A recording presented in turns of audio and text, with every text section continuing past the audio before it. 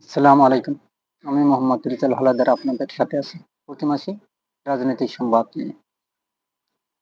আওয়ামী লীগের ভবিষ্যৎ রাজনীতি কোন পথে? তবে কি ইতি টান্ন, না আবার নতুন করে গড়ে দাঁড়াবে? বাংলাদেশের রাজনৈতিক দল হিসেবে আওয়ামী লীগের কার্যক্রম নিষিদ্ধ। সরকার স্পষ্ট করে জানিয়ে দিয়েছে, আগামী নির্বাচনে দলটি অংশ নিতে পারবে না। শীর্ষ নেতৃত্বের বড় অংশ পলাতক বা বিদেশে আশ্রয় নিয়েছেন, অনেকে কারাগারে। এর মধ্যে আন্তর্জাতিক অপরাধ ট্রাইব্যুনালে মানবতা বিরোধী অপরাধের দায়ে দলটির সভাপতি শেখ হাসিনাকে মৃত্যুদণ্ডের রায় দিয়েছেন। এমন পরিস্থিতিতে আওয়ামী লীগের ভবিষ্যৎ কোন পথে, সেই প্রশ্ন সামনে এসেছে। কিন্তু দলটির শীর্ষ নেতৃত্ব অমনীয়, তাদের মধ্যে অনুশোচনা নেই। শেখ হাসিনার বিরুদ্ধে আন্তর্জাতিক অপরাধ ট্রাইব্যুনালের মৃত্যুদণ্ডের রায়ের পর গত 2 দিনে আত্মগোপনে থাকা আওয়ামী লীগের বেশ কয়েকজন কেন্দ্রীয় নেতা ও সাবেক মন্ত্রীর যে মনোভাব জানা যাচ্ছে, তা হলো আগামী নির্বাচনে যাতে দলটিকে অন্তর্ভুক্ত করে অনুষ্ঠিত হয় তা নিশ্চিত করার চেষ্টা করা। অধ্যাপক ইউনূসের নেতৃত্বাধীন অন্তর্বর্তী সরকারের পতন ঘটানো ছাড়া এই লক্ষ্য অর্জন সম্ভব নয় বলেও মনে করেন বিদেশে আশ্রয় নেওয়া আওয়ামী লীগের নেতারা। আর সেটা সম্ভব না হলে ত্রয়োদশ সংসদ নির্বাচন যাতে সুষ্ঠুভাবে অনুষ্ঠিত হতে না পারে, সেই চেষ্টা করবে দলটি। এমন পরিস্থিতিতে আওয়ামী লীগের ভবিষ্যৎ কোন পথে, সেই প্রশ্ন সামনে এসেছে। কিন্তু দলটির শীর্ষ নেতৃত্বে অমাননীয়, তাদের কোনো অনুশোচনা নেই। তবে এসব চেষ্টা ব্যর্থ হলে কি হবে, সেই বিষয়ে কোনো ধারণা নেই নেতাদের। এমনকি অতীতের ভুলের বিষয়ে ক্ষমা চাওয়া কিংবা রাজনৈতিক দলগুলোর সঙ্গে বিবাদ মেটানোর কোনো চেষ্টাও নেই তাদের। দলটির ভেতরে রিফাইন্ড বা পরিশুদ্ধ আওয়ামী লীগের আকাঙ্ক্ষা আছে। বিদেশি শুভাকাঙ্ক্ষীদের কাছ থেকেও অতীতের ভুল স্বীকার করা এবং দল পরিশুদ্ধ বিষয়ে পরামর্শ রয়েছে। আওয়ামী লীগ নেতৃত্বাধীন সরকার পতনের পেছনে বিদেশে শক্তির হাত থাকার কথা শুরু থেকে বলে আসছিল শেখ হাসিনা। কিন্তু সম্প্রতি ভারত ভিত্তিক সংবাদ মাধ্যমে নিউজ 18 এর দেওয়া এক সাক্ষাৎকারে শেখ হাসিনা বলেছেন, তার সরকার পতনের যুক্তরাষ্ট্র কিংবা অন্য কোনো বিদেশির শক্তি সক্রিয়ভাবে সম্পৃক্ত ছিল না। এটা শেখ হাসিনার ভুল স্বীকার বা পরিশুদ্ধ পথে হাঁটার উদাহরণ কিনা তা সময়ই বলে দেবে।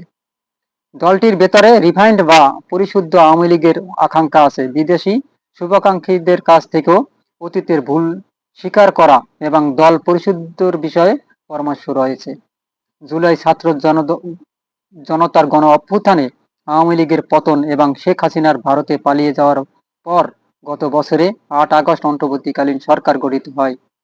শুরু থেকে এখন পর্যন্ত আওয়ামী লীগ ও শেখ হাসিনা অন্তর্বর্তী সরকারের সঙ্গে শত্রুতাপূর্ণ অবস্থান রয়েছে। ফলে এই সরকারের সঙ্গে আওয়ামী লীগের স্বাভাবিক সম্পর্ক সম্ভাবনা দেখছেন না দলটির নেতারা। অন্তর্বর্তী সরকার দায়িত্ব নেওয়ার পর আওয়ামী লীগের পক্ষ থেকে ঢাকা সহ বিভিন্ন স্থানে স্বল্প সময়ের মধ্যে ঝাঁটিকা মিছিল করা হয়। আন্তর্জাতিক অপরাধ ট্রাইব্যুনালের রায়কে ঘিরে অনলাইনে ডাক দেওয়া লকডাউন শাটডাউন কর্মসূচির আড়ালে চোরাগোস্তা ককটেল নিক্ষেপ ও গাড়ি পুড়ে আতঙ্ক সৃষ্টি চেষ্টা করেছে আওয়ামী লীগ।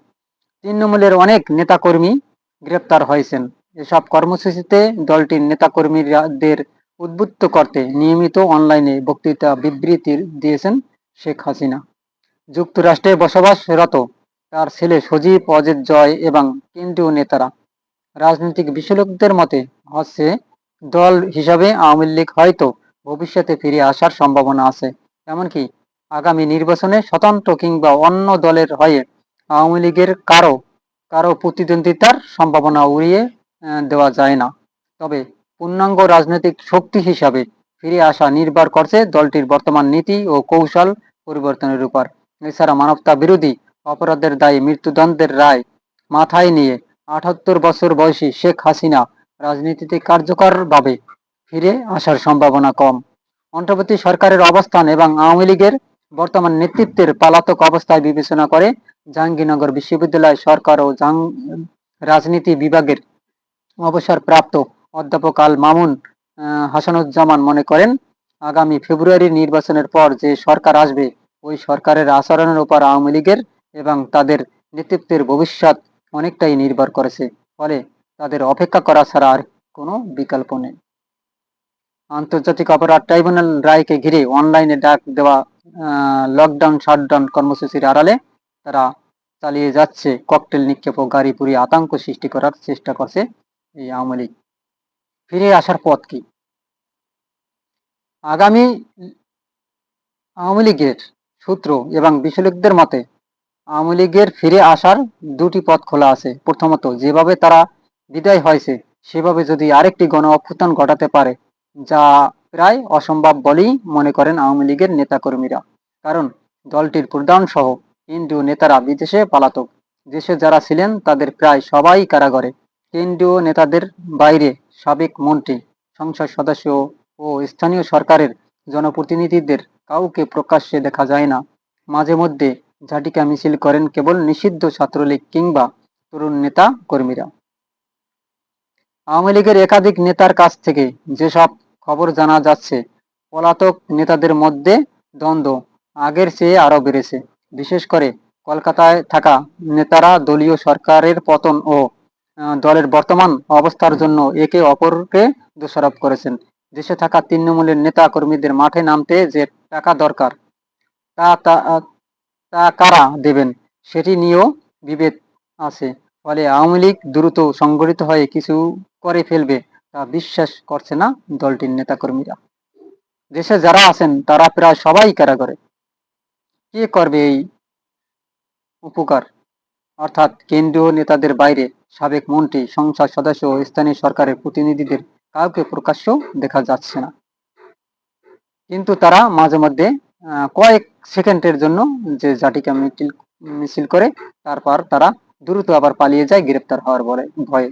দলটি ফিরে আসার অপর যে পথ দেখছেন বিশ্লেষকেরা, সেটা হচ্ছে ভুল স্বীকার করে ও ক্ষমা চেয়ে জনগণের কাছে আরেকবার সুযোগ প্রার্থনা করা।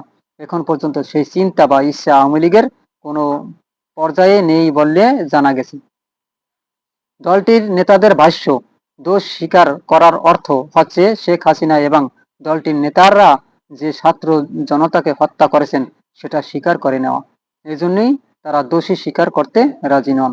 এছাড়া নেতৃত্বের বড় ধরনের পরিবর্তন এনেও আওয়ামী লীগে ফিরে আসার চেষ্টা করতে পারে। দলটির ভেতরে এমন আলোচনা আছে যে দলের সভাপতি শেখ হাসিনা নিজে সরে গিয়ে পরিবারের অন্য সদস্যের হাতে ক্ষমতা ছাড়ার বিষয়ে আগ্রহ দেখিয়েছেন। কেন্দ্রীয় নেতা ও সাবেক মন্ত্রী, সংসদ সদস্য বেশিরভাগকেই দূরে সরিয়ে দেওয়ার বিষয়ে আলোচনা আছে। তবে এটা এখনই করতে রাজি নন শেখ হাসিনা, বরং খারাপ সময় বিতর্কিত নেতাদের দিয়েই পার করতে চান তিনি। আওয়ামী লীগের নেতাদের যে ভাষ্য পাওয়া যাচ্ছে সেটা হলো, আমরা মানি আর না মানি আন্তর্জাতিক অপরাধ ট্রাইব্যুনালের শেখ হাসিনার মৃত্যুদণ্ড রায় খুবই অর্থবহ। আমরা যতই অবৈধ রায় বলি না কেন, তা বদলাতে হলে আমাদের ক্ষমতায় আসতে হবে। আর তা কত বছর পরে সেটা সম্ভব তা কেউ জানে না। এর ভিতর শেখ হাসিনা বেঁচে থাকবেন তো, না ইন্তেকাল করে পরে পরে চলে যাবেন। কোনো নেতারা এমন ভাষ্য পাওয়া যাচ্ছে যে আওয়ামী লীগ ও দলটির নেতৃত্বে বড় বিপদ আছে। এটা সবাই স্বীকার করেছেন। কিন্তু এই পরিস্থিতিতে কেন পড়তে হয়েছে, এর সমাধান কি, সেটা দলের ভেতরে আলোচনা হচ্ছে। সুপ্রিয় দর্শক, যখন তারা ক্ষমতায় ছিল তখন বলছে যে আমরা যদি ক্ষমতা থেকে সরে দাঁড়াই তাহলে কয়েক হাজার নেতাকর্মী মারা যাবে। কারণ এ কথা বলছেন তাদের দুর্বলতার কারণে, কারণ তারা যে মেরেছে এই জন্য তারা বলেছে। সহানুভূতি পাওয়া কঠিন। জুলাই গণ অভ্যুত্থানের সময় মানবাধিকার লঙ্ঘন নিয়ে জাতিসংঘের মানবাধিকার বিষয়ক হাই কমিশনারের দপ্তরে ফ্যাক্ট ফাইন্ডিং প্রতিবেদনে ১,৪০০-র মতো ছাত্র জনতা হত্যার তথ্য এসেছে। ৩০,০০০-এর মতো মানুষ আহত, যাদের অনেকেই চোখ হারিয়েছেন, হাত পা হারিয়েছেন, মানবতার জীবনযাপন করেছেন। এসব আহত নিহতের পরিবারের সদস্যদেরও ক্ষোভ রয়েছে আওয়ামী লীগের উপর। গণ অভ্যুত্থানের হতাহতের দাগ মুছে যাবে এটা মনে করার কারণ নেই। অভ্যুত্থানে আহত নিহতের পরিবারের আওয়ামী লীগের ফিরে আসা চাইবে না। ফলে সরকারের পক্ষে আওয়ামী লীগের প্রতি সহানুভূতি দেখানোর সুযোগ নেই। এছাড়া আওয়ামী লীগ বর্তমান সরকারের পূর্তি বরাবরই শত্রুপাপন্ন, তাই সরকারও তাদের কোনো ছাড় দেবে না। বড়জোর আওয়ামী লীগের কিছু লোক স্বতন্ত্র বা অন্য দলের হয়ে ভোট করতে চাইলে তাতে হয়তো বাধা দেওয়া হবে না। বিএনপি ও জামাত ইসলামী নেতাকর্মীদের দীর্ঘ 15.5 বছর আওয়ামী লীগের হাতে নিপীড়ন নির্যাতন শিকার হয়েছেন। বিএনপি ও জামাত সূত্র বলেছে, ভোটের মাঠে যতই কৌশলী করা হোক না কেন, ক্ষমতায় গেলে এই দলের দুই দলের কেউই আওয়ামী লীগ ও শেখ হাসিনাকে সাদরে গ্রহণ করবে না। অভ্যুত্থানের নেতৃত্বে দেওয়া তরুণদের রাজনৈতিক দল জাতীয় নাগরিক পার্টি এনসিপি আওয়ামী লীগের প্রত্যাবর্তন ঘোর বিরোধী। তাদের শক্তি এখনই যাই থাকুক না কেন, সরকার তাদের চাওয়াকে গুরুত্ব দিয়ে থাকে।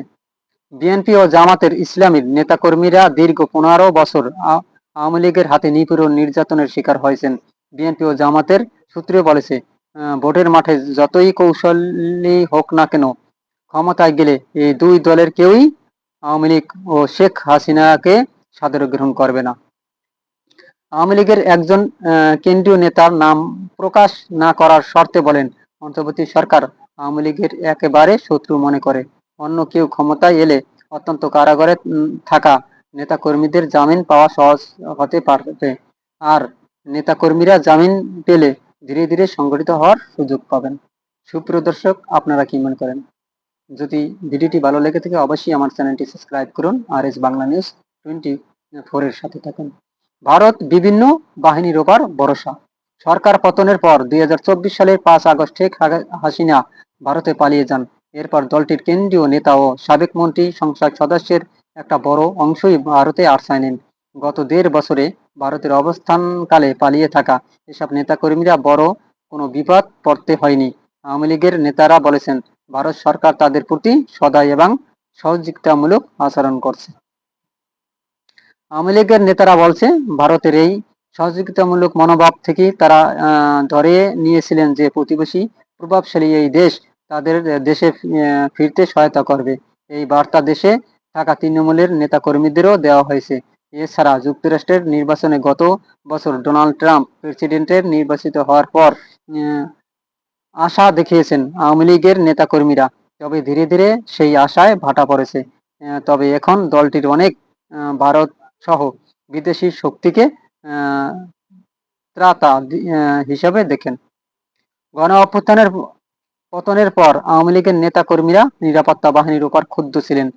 অনলাইনের মাধ্যমে নানা ধরনের বিষোদ্গার করেন।